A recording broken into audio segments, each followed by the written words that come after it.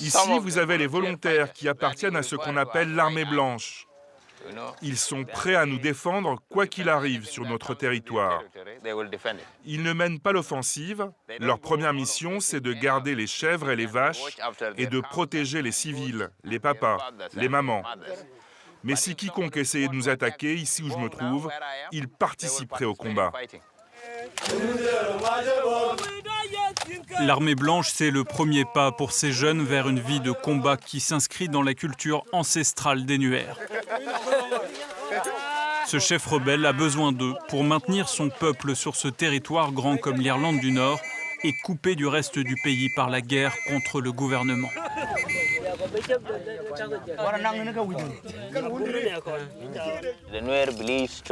Nous, les Nuer, on pense que cette terre nous appartient.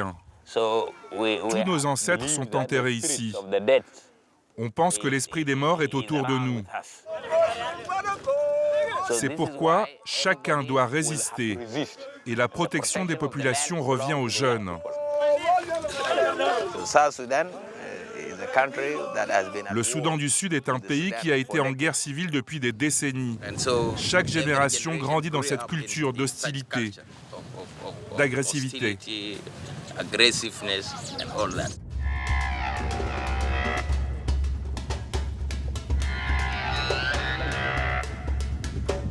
Les rebelles ont subi une lourde défaite. Leurs ennemis, les Dinka, fidèles au gouvernement, ont pillé la ville de Walgak, faisant fuir plus de 20 000 habitants Nuer.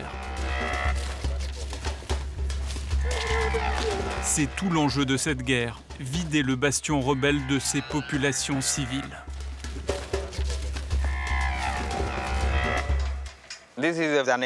Ici, c'était une très grande ONG internationale qui travaille partout dans le monde et au Soudan du Sud, Oxfam. Le gouvernement n'aime pas que des humanitaires puissent nous aider. Donc ils ont détruit les locaux d'Oxfam juste pour être sûrs qu'ils ne reviennent pas et ne s'installent plus ici pour aider les populations locales.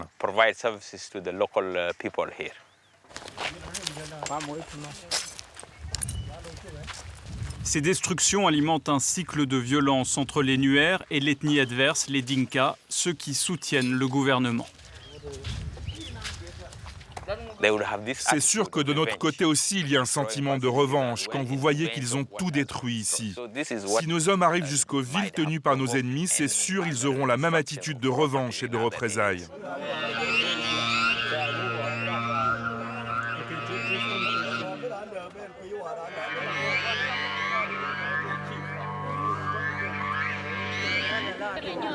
De part et d'autre, les massacres ethniques se multiplient. La prise de la ville de Wat, toute proche, par les troupes gouvernementales, a entraîné l'exode de 40 000 civils Nuer. Moi, je n'étais pas un soldat. J'étais juste un gars normal. Je suis rentré dans l'armée blanche pour me défendre, pour défendre ma famille. Ensuite, le gouvernement nous a attaqués. Il avait plus d'artillerie et c'est là qu'on m'a tiré dessus. Ils m'ont eu à la jambe. Avec le départ des ONG, c'est aux rebelles que revient la gestion de la crise humanitaire. J'ai parlé aux humanitaires pour que vous puissiez revenir vous installer là où vous habitez et pour recevoir l'aide sur place dans notre région. Une fois que vous serez rentrés chez vous, la nourriture sera distribuée aux femmes. On fera en sorte qu'aucune personne du gouvernement ne vienne empêcher notre distribution.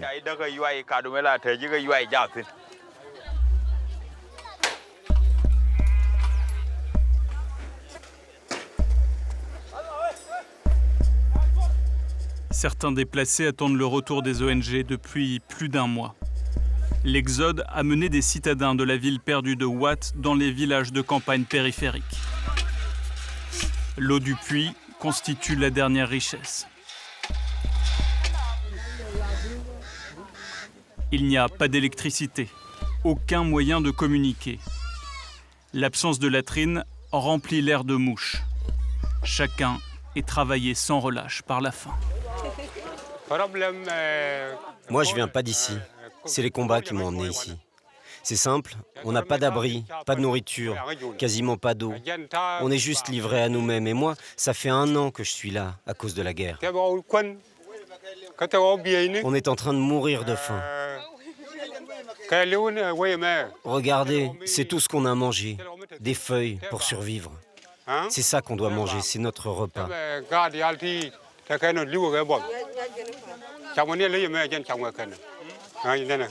On met ces feuilles dans l'eau, on le fait cuire, et quand c'est prêt, on mange.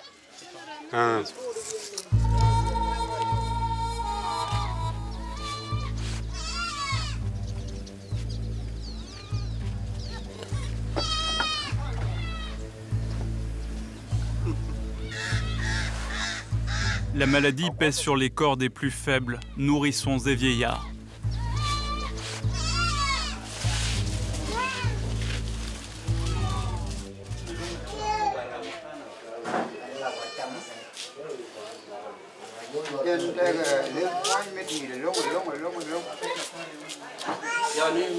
Qui est la maman de Niadolé?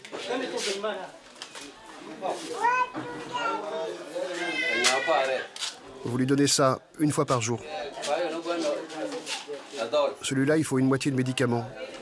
Tu lui donnes qu'une moitié.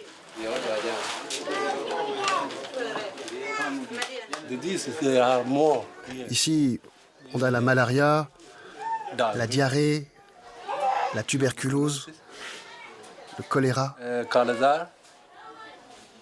Beaucoup de maladies, en fait.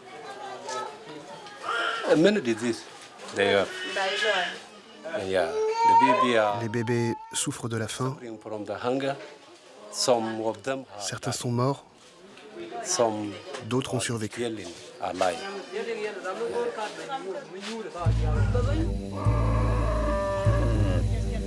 Ces déplacés rentreront-ils un jour chez eux? Les rebelles peuvent-ils reprendre les territoires perdus?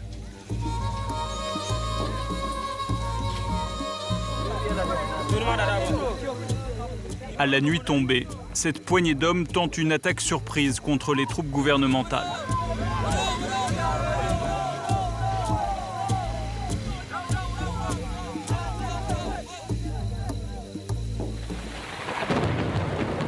La reconquête se solde par un fiasco. 5 blessés et 2 morts côté Nuer.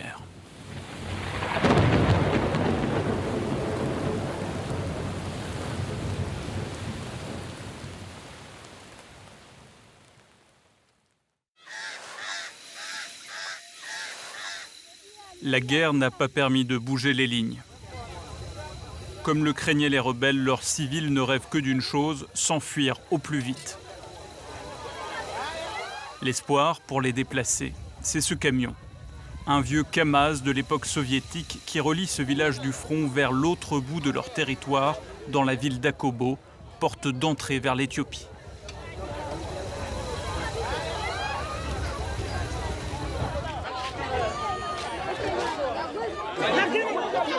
Les hommes sont retenus pour le front, seules les femmes et leurs enfants peuvent monter. Quel est votre nom? Allez-y lentement, un par un.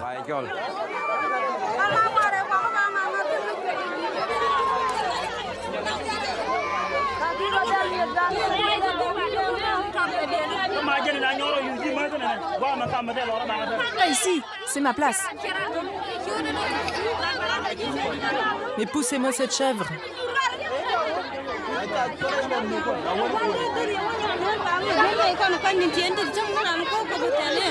Il y a beaucoup d'enfants dans ce bus qui n'ont plus de parents pour s'occuper d'eux. C'est ça le plus grand problème.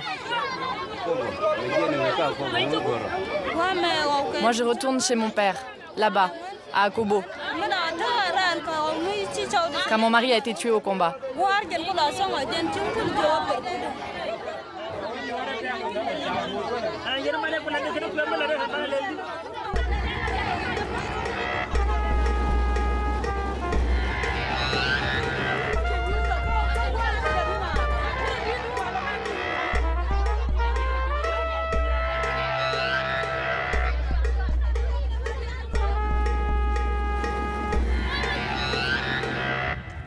Mais le camion de l'Exode n'ira pas bien loin, les rebelles décident tout simplement de l'arrêter. Selon eux, le propriétaire aurait fait grimper les prix des tickets. Armés, ils refont les comptes pendant des heures. Dis juste la vérité, tu seras pardonné. Il vous a fait payer combien, le chauffeur? Dis la vérité alors, tu as payé combien? 200, 300?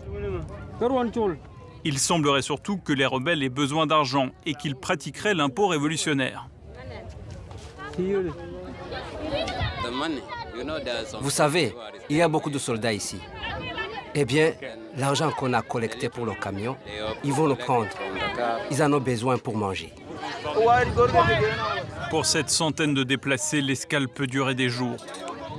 Alors pour ne pas rester en rade, certains font appel à Djoumaï. Il a 2 voitures, bien remplies, elles peuvent transporter jusqu'à 30 personnes. Une escouade de l'armée blanche va les accompagner pour assurer la sécurité.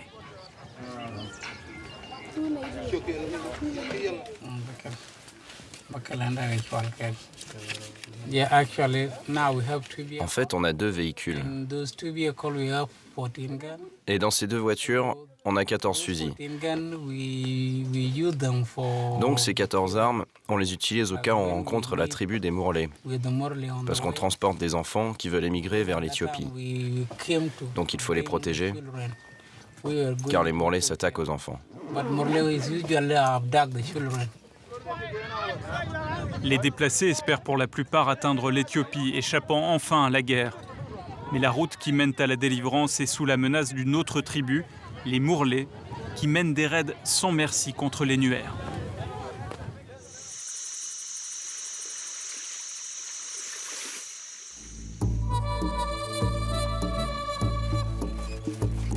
Djoumaï a pris la route avec une trentaine de déplacés. Il n'y a que 200 km pour rejoindre l'arrière, mais cela peut prendre jusqu'à 1 semaine de voyage, car la pluie a transformé la piste de terre en un vaste marécage où les 4x4 ne cessent de s'embourber.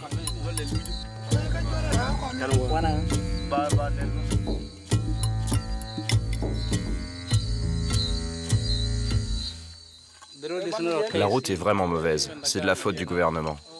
Et ils ne font vraiment rien pour nous.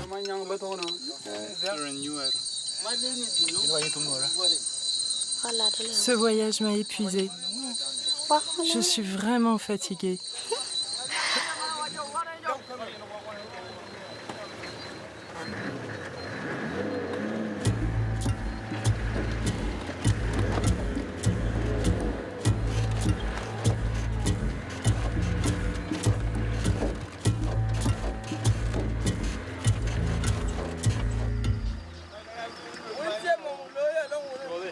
Au petit matin, le premier repas apparaît au bout du fusil.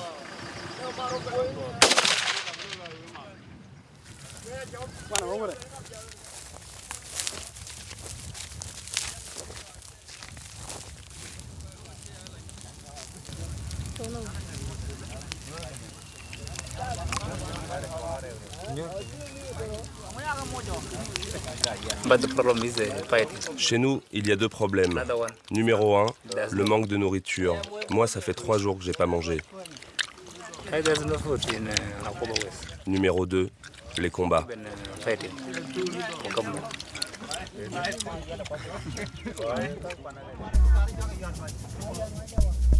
Il ne faut pas tarder car le convoi roule désormais dans le territoire des Mourlais.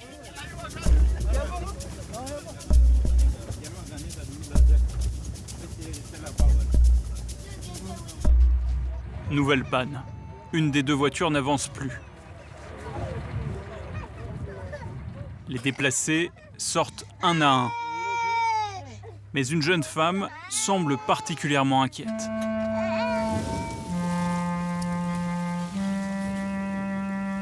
Elle est enceinte de 9 mois et elle vient de perdre les os.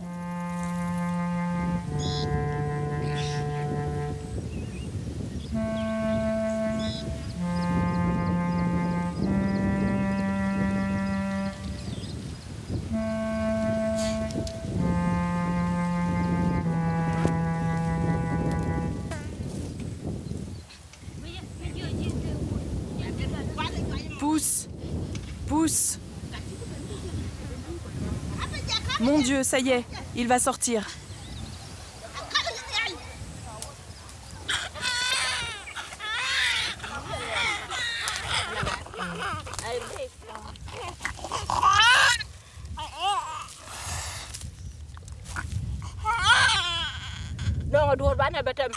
Trouvez-moi quelque chose pour couper le cordon ombilical. On peut utiliser la corde d'un sac de riz. On s'en servira pour couper le cordon. Maintenant, aidez-la à se relever et serre-lui le ventre. Serrez-la, maman, serrez-la fort.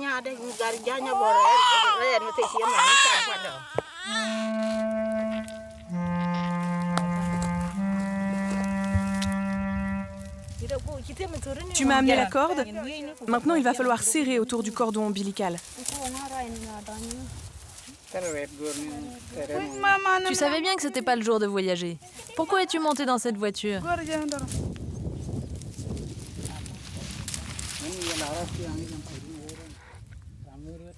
Voilà, c'est ta fille. Ne l'enlève pas de sa serviette.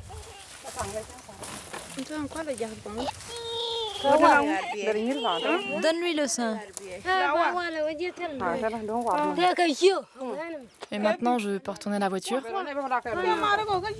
Allez, on y va.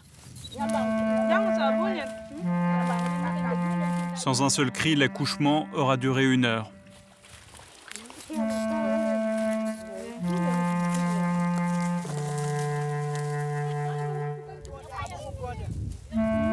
Il faut vite reprendre la course folle de l'Exode.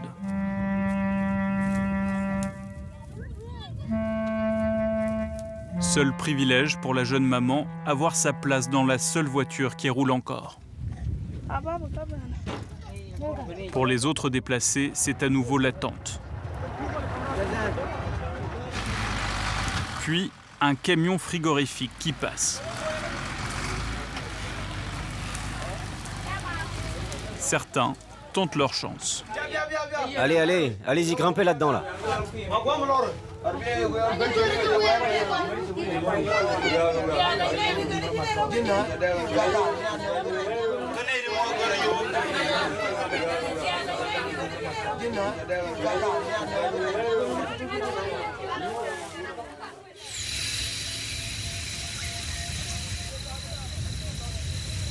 Nouvel embourbement.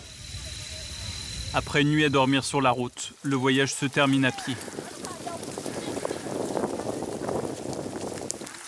Sous la pluie, 40 km en plein territoire des Mourlais.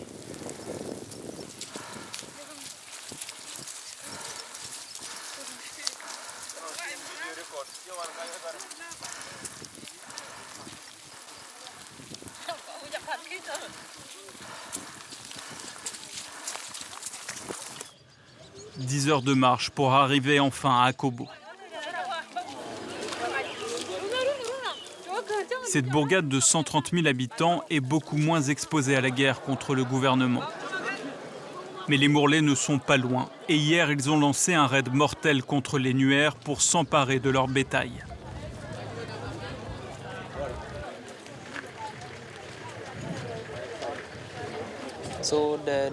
Le problème, ce sont les Mourlais. Ils sont venus pour tuer les gens. Ce garçon-là, sa mère a été tuée. Au moment de l'attaque, la mère de ce petit a été tuée. Il y a eu beaucoup de morts. Je crois qu'en tout, il y a eu 10 morts dans cette attaque. Moi, j'ai été informé que nous avions un enfant de 2 ans, blessé par balle. On doit le mettre sur un brancard car il ne peut pas s'asseoir.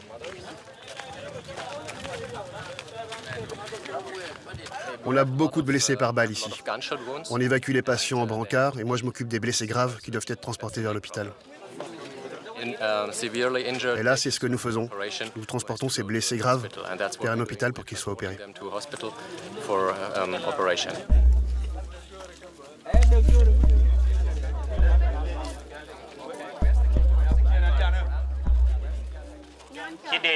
Nous allons séparer nos armées en 2.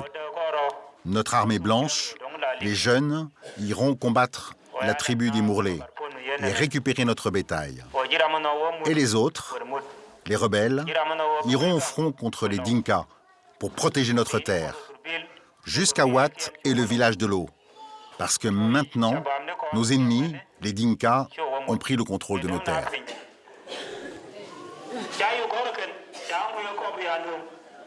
Le chef rebelle d'Akobo a un autre problème.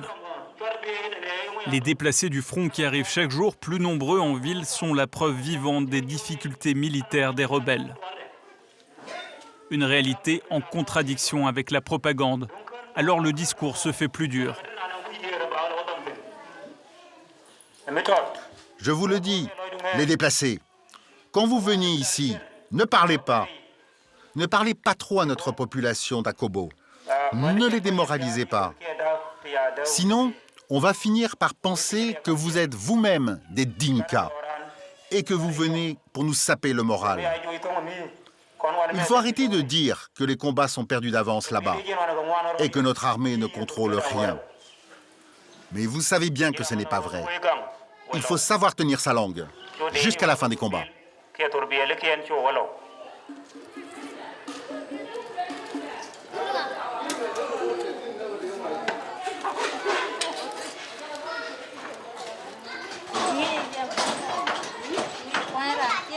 Nous retrouvons Niamer, la maman de 25 ans qui a donné naissance sur la route. Comme les autres déplacés du village du front, elle a atterri dans une école désaffectée.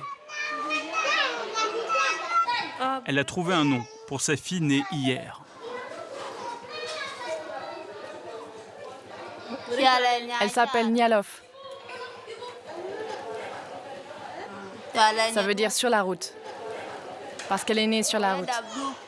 Ça a vraiment été une souffrance, mais maintenant ça va.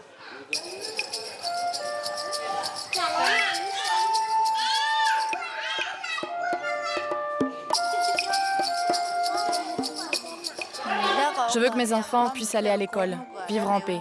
Leur avenir n'est pas ici.